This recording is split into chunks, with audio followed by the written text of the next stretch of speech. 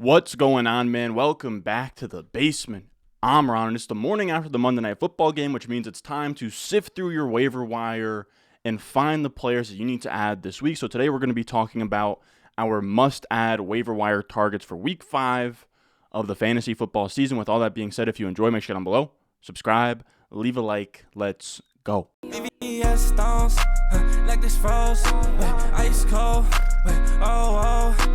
ice around my body like I'm frozen. She gon' let me. All right, now some ground rules here. First up, when we talk about these waiver wire ads, all of them are under 50% owned on ESPN. So in ESPN Fantasy Football Leagues, they are available in over half of the leagues there.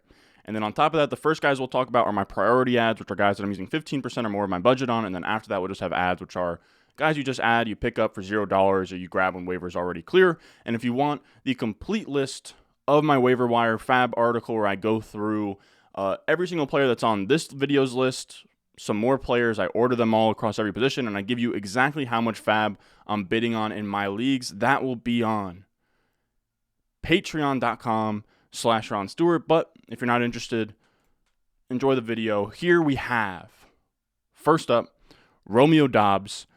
He's probably not available in your league, but surprisingly, he's only owned in 33.9% of ESPN leagues. I imagine the leagues he's not in are pretty casual, but if you're out there being a 10-man league or he's just hanging out on waivers, definitely go grab him. He now has back-to-back 12-plus target games.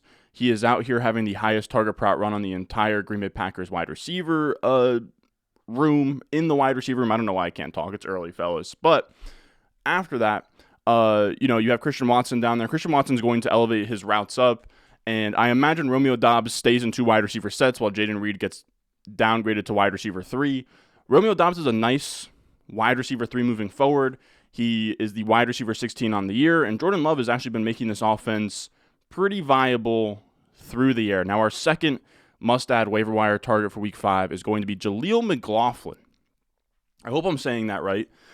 We have a Javonte Williams injury, which is really important here. Javonte goes down with a hip flexor strain. Now, this is a blurb from Jeff Mueller over at 4for4, and he has a projected timetable Week 5 to 7. So that's either returning this week or in 2 to 3 weeks. He says, pretty much given the nature of his injury, he was ruled out relatively quickly, and the fact that their next game is 7 days away, followed by a Thursday night game, I'm anticipating Williams missing the next 2 weeks with a hip flexor strain. This is most likely due to compensatory movement, returning from ACL. Broncos are smart. They'll hold him out. Yeah, so he's expecting 2 weeks. So that's a pretty decent window to get starter production from a guy like Jaleel Mclaughlin. The issue is that he's in a 50-50 split, and the Broncos play the Jets this week, who are a pretty brutal run defense. Now, Pacheco did just run all over them, so maybe they'll find some success. I kind of doubt it, but Jaleel McLaughlin has a ton of juice.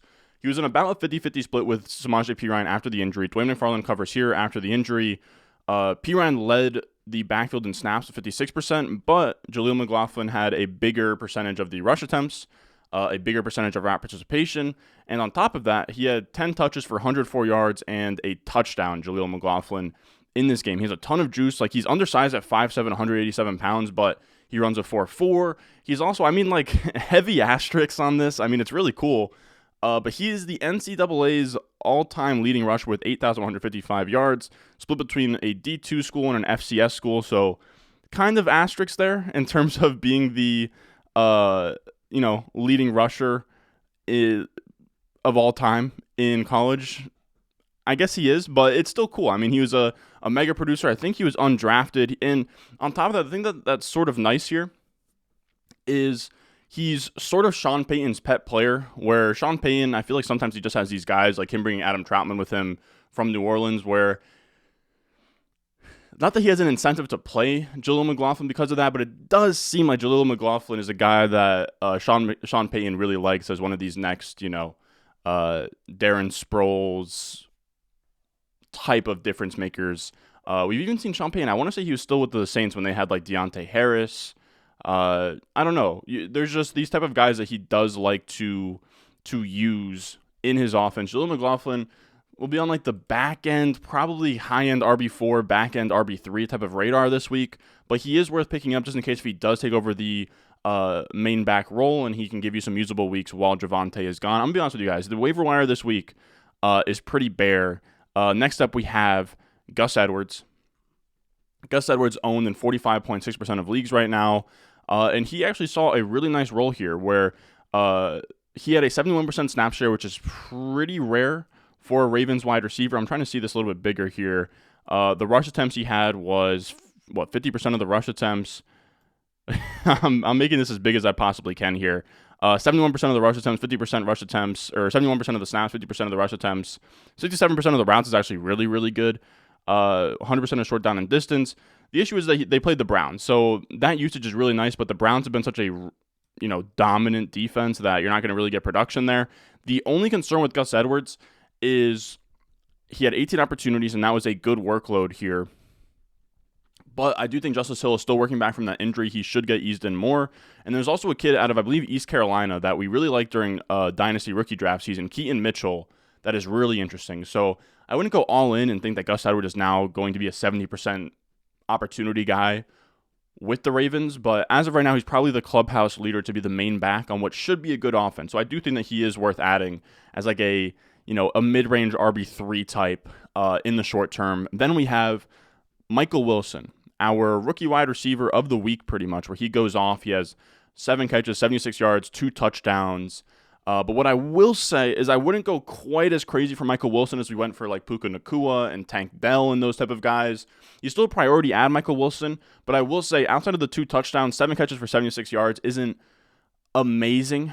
He had a couple weeks ago, he had like one really long catch. Now I will say he has a 16-yard ADOT, so he does have a really nice yards per out run. Like this little chart here is the rookie wide receiver report. You can see Michael Wilson, his snap percentage has climbed up since week 2.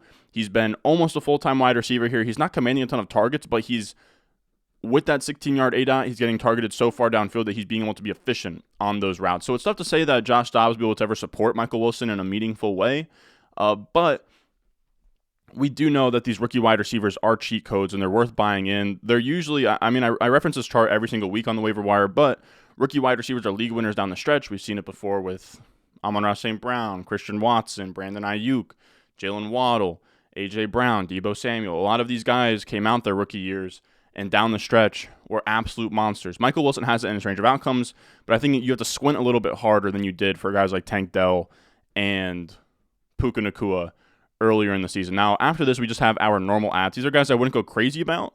It is a pretty weak waiver wire week, so I wouldn't blow all my budget on really any of these guys, but Jameson Williams, he's only owned in 16.3% of ESPN leagues, and he has officially been reinstated by the NFL. He is good to go, good to play this week. I wouldn't really consider anything he does in the short term to be super meaningful. I imagine that they'll slowly bring him on, but Jameson Williams is a really fun upside mystery box. And I will say the floor has never been, the floor is literally the basement for Jameson Williams. He is either John Ross, where he is just really, really fast for no reason and never really has any meaningful production in the NFL, or he's like some mix of like prime Will Fuller, Mike Wallace, Martavis Bryant.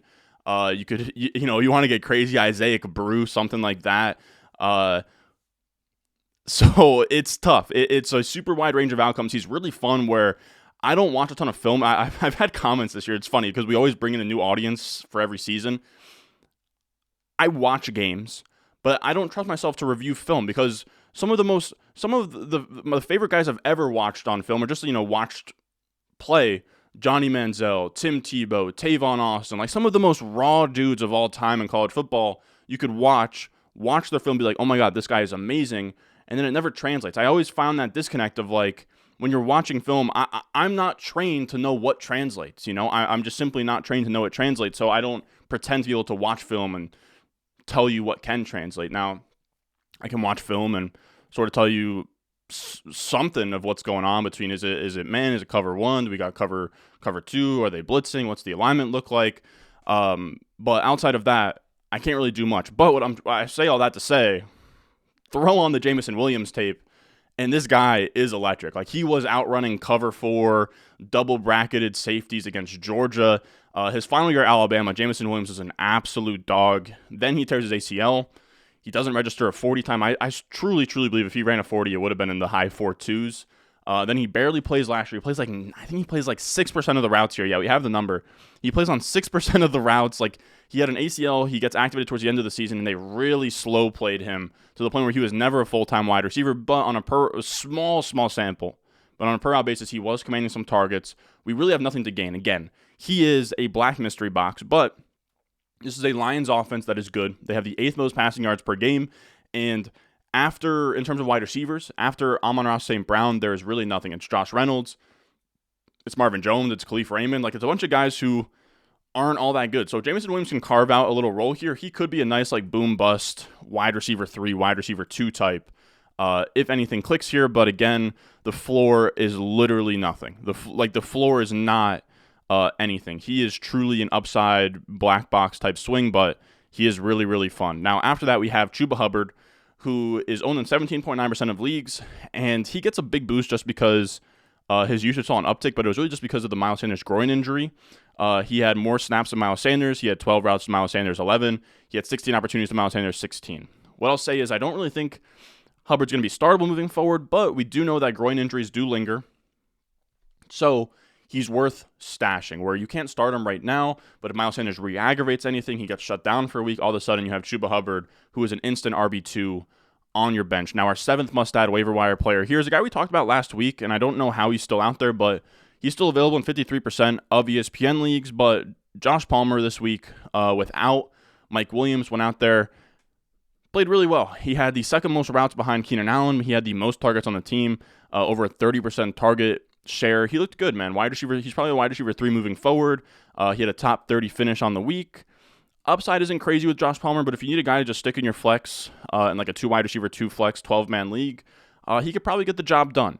Now, our 8th player we'll talk about, Tyjae Spears. Now, Tyjae Spears, I don't know how he's still available in 80% of ESPN leagues, but he's somebody you should be stashing, where the Titans are really using Tyjae Spears a ton, where Tyjae Spears has 53% of the snaps last week. Now, Derrick Henry was very much in the mix, very much the lead back, but Tyjae Spears is a true piece of this offense. 11 of 14 on 3rd and 4th down, so he's this pass-catching back, over 50% of the snaps, and he's just been electric, where this is where he was out of college, out of Tulane, I believe. The film guys absolutely loved his running style, where he was very explosive, despite the weird thing with Tyjae Spears, for anybody that's not, I know a lot of the redraft crowd isn't also a part of the dynasty crowd, but Tyjae Spears has 1 ACL. He has very, that was the biggest concern about him coming out, is that he has a knee issue, and one of his knees doesn't even have an ACL. It's a pretty big injury risk, but also at the same time, now that he doesn't have an ACL, he can't tear it. So it's an interesting thing going on there. But regardless, he's 3rd in the NFL in rushing yards over expected per attempt, and this is an amazing list to be a part of. It's Achane, it's Brees, it's Spears, Bijan, Chubb, McCaffrey. I mean, that's beautiful. On a per attempt basis, he's been electric. Pretty much, to me, he's the most valuable handcuff in all of fantasy. I mean, maybe a top 3, because there are some others that are very valuable as well. But our 9th is somebody else that we also talked about last week, but we have Marvin Mims. Sean Payton is out of his goddamn mind. I truly don't understand what has to happen. What more? We have been doing the rookie wide receiver report now for 2 years. I have never in my entire life seen through 4 weeks somebody maintain a 6-yard yards per out run. I cannot stress enough. Puka Nacua is flirting with 3. Anything over 2 is great. Anything over 3, last year, there were maybe only 3 wide receivers with over a 3 yards per out run. Now, of course, this isn't going to hold up with Marvin Mims, but it's high enough, and the PFF grade is insane enough to know that Marvin Mims is a good player. He's going to get routes soon. The reason why he's not a priority ad is because you can't play him right now. You can't flex him. You can't play him. But he is a huge, huge stash because, again, we talk about those rookie wide receivers, especially a guy like Marvin Mims. Marvin Mims, to me, is the poster boy for that late season push that we see from a lot of these rookie wide receivers, where Marvin Mims isn't getting the snaps now. He's sort of buried on this depth chart, but he's showing enough flashes that by week 9, 10, 11, 12, playoffs, he should be a difference maker and somebody you can start week in and week out. So if you have space for Marvin Mims, he's definitely worth a stash. Then we have the Giants guys. I wrote this morning because we had the game last night. Weirdly enough, Isaiah Hodgins and Darius Slayton, or no, just Isaiah Hodgins and Paris Campbell, really. Good Lord.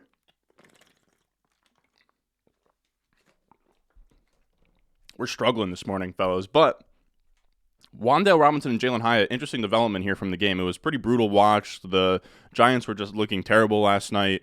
But Wandale Robinson, Jalin Hyatt, both sort of got elevated up the depth chart last night, which is good to see. Wandale has been a target hog. Now, it is a low ADOT, right? He had 6 targets, 32 routes. That's really good, but he is more of this gadgety type player where he had a carry as well. But that is still fun usage. Like Wandale Robinson down the line or sometime soon could be a startable fringe wide receiver 3. And then Jalin Hyatt, he's getting more routes, more snaps.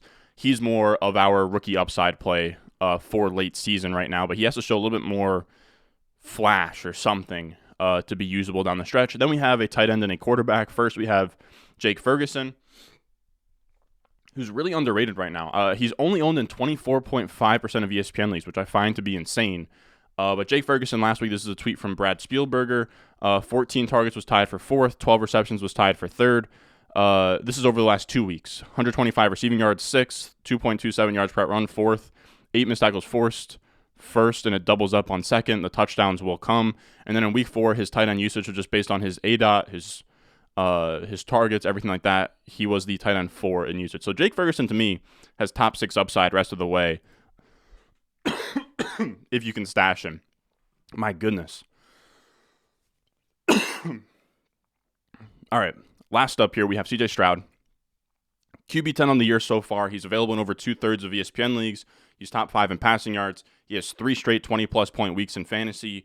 He gets the Falcons this week, which isn't super quarterback friendly, but neither were the Steelers last week. Like CJ Stroud is bordering on set and forget territory through 4 games in his rookie year. So definitely worth an ad if you're struggling out there. If you have like Joe Burrow, CJ Stroud's definitely worth an ad. Now, that's going to do it for us today. Again, if you want the complete list, as soon as I upload this video, I'm actually going to start writing it. But I write an article every single week for the patrons that goes over my like top 15 running backs, top 10-ish wide receivers, quarterbacks, tight ends, players that I'm dropping, exact amount of FAAB I'm bidding on each of these players. That's all on the Patreon, patreon.com/Ron Stewart. You can find that in the description, in the comment section down below. On top of that, you get my weekly rankings, my rest of season rankings, start sit streams on Sundays. You get a bunch of stuff there. So just check it out. And if that's not interesting, if you're already on there, leave a like, subscribe, and I will see you guys in the next one.